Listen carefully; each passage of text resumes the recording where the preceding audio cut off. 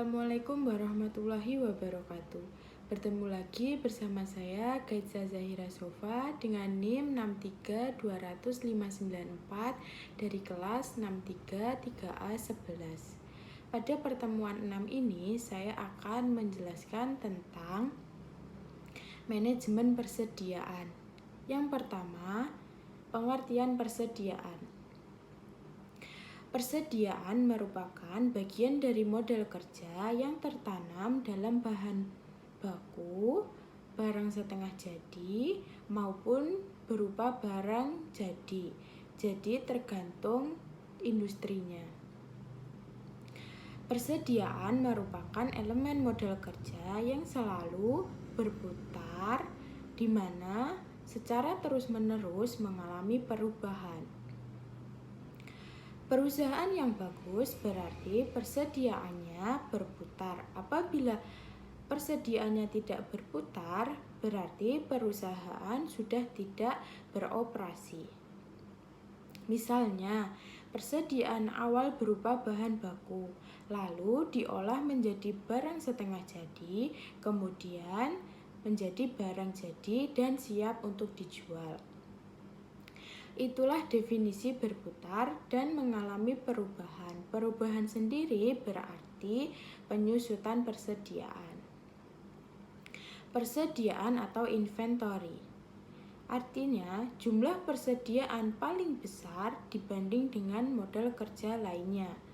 Yang kedua, aktiva yang selalu dalam keadaan berputar di mana secara terus-menerus mengalami perubahan.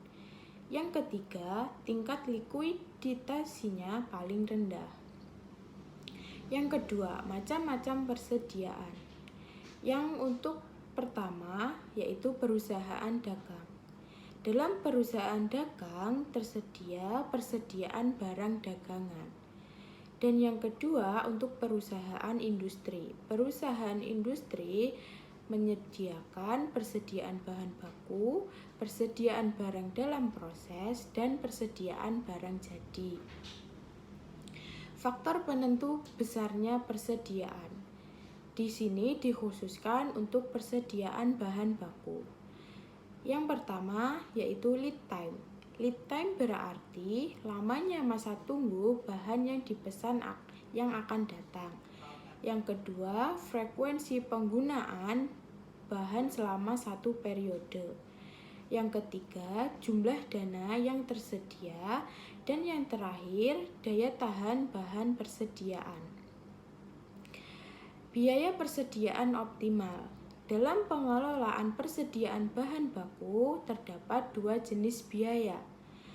Yang pertama yaitu biaya pesan atau ordering cost.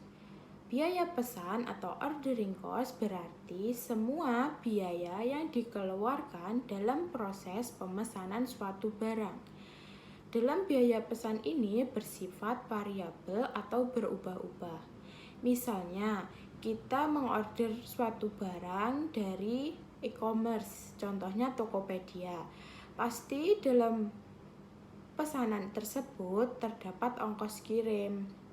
Ongkos kirim itulah yang disebut atau yang dimaksud dengan biaya pesan. Biaya pesan meliputi 1. Biaya selama proses pesanan, 2. Biaya pengiriman permintaan, ketiga, biaya penerimaan, pengecekan bahan dan penimbangan, dan yang keempat, biaya penempatan bahan ke dalam gudang, dan yang terakhir, biaya proses pembayaran. Macam biaya yang kedua yaitu biaya simpan atau carrying cost. Biaya simpan atau carrying cost berarti biaya yang dikeluarkan perusahaan dalam rangka proses penyimpanan suatu barang yang dibeli. Bersifat variabel dan dapat berubah-ubah tergantung barang yang disimpan. Biaya simpan meliputi 1. Biaya sewa gudang, 2. Biaya pemeliharaan bahan di gudang, ketiga, biaya modal, dan yang keempat yaitu keempat, biaya asuransi. Yang kelima, biaya keusangan barang atau kadaluarsa barang. Dan yang terakhir, biaya penurunan kualitas atau obsolescence. Dalam manajemen persediaan terdapat Economic Order Quantity atau EOQ.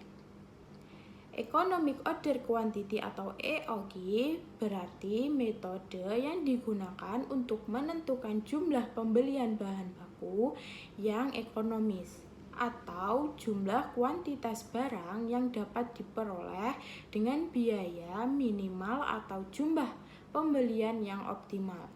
Adanya EOQ dapat mengatasi barang yang menumpuk di gudang. Dasar penentuan EOQ yaitu penimbangan antara biaya pemesanan dan biaya penyimpanan. EOQ terjadi saat biaya pemesanan sama dengan biaya penyimpanan.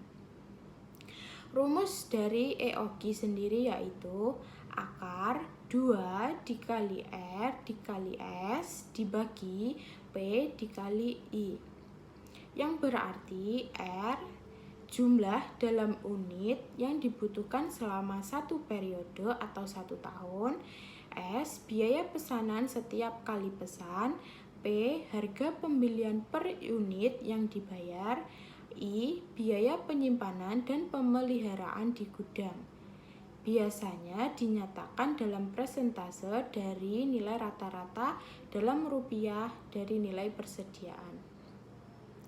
Contoh soal EOQ.